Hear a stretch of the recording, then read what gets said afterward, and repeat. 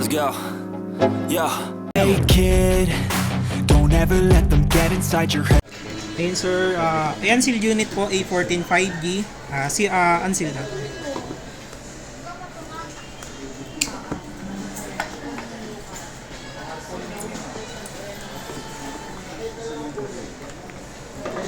Then inside the box, ito yung pinaka-unit sir. Color black, then ito yung kanyang SIM injector po. Check natin sir.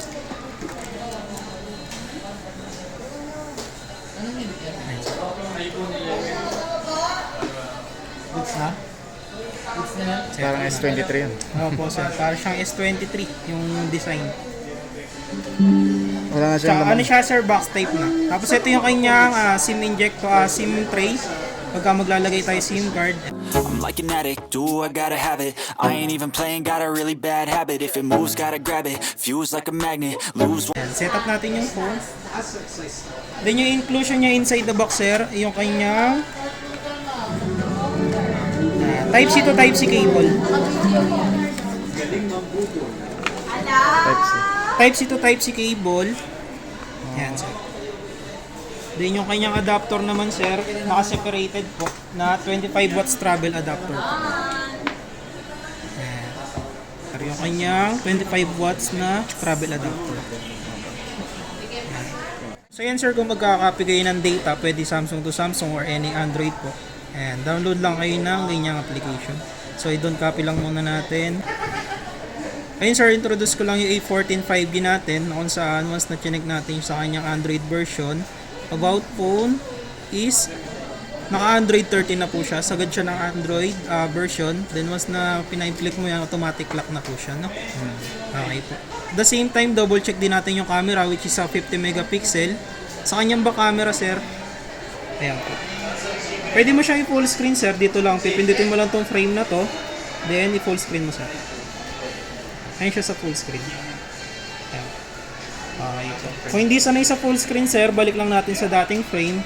Dito lang ulit na-navigate. Tapos balik natin sa dating 3x4. Ayan. Ayan sir, no? Tapos pagdating sa zooming, meron siyang hanggang 10 times zoom po. Ayan sir, no? Balik na natin sa dating Ayan. Tapos sa kanyang front cam naman, ito siya sa front cam niya sir. Ayan. Pwede mo siya i-full screen din. Ayan. Okay, sir. Won't have it till I'm doomed in a casket.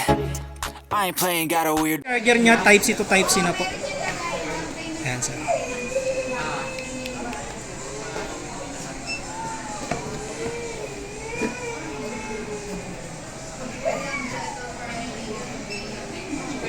Ayan, sir. 15 watts fast charging. So, speaker, sir, is... tingnan natin to. Parang sakaling na hindi nag-function. Ayan na yung kanyang full volume. Tapos dito, sir, halimbawa magmo-multi-apps ka o may gagamitin ka mga application ng sabay-sabay, pwede mo siyang pagsabay-sabayin sa pamamagitan. Halimbawa mag-open kang Facebook, sir. Drag and drop mo lang, sir. Ayan. Pwede mo siyang liitan. Ayan. Pwede ka pa mag-open pa na isang application. So, ibig sabihin, halimbawa yung Facebook na yan, magiging icon siya once na mag-open ka ng Facebook. Tapos binak mo. Ayan. Ayan, sir, no?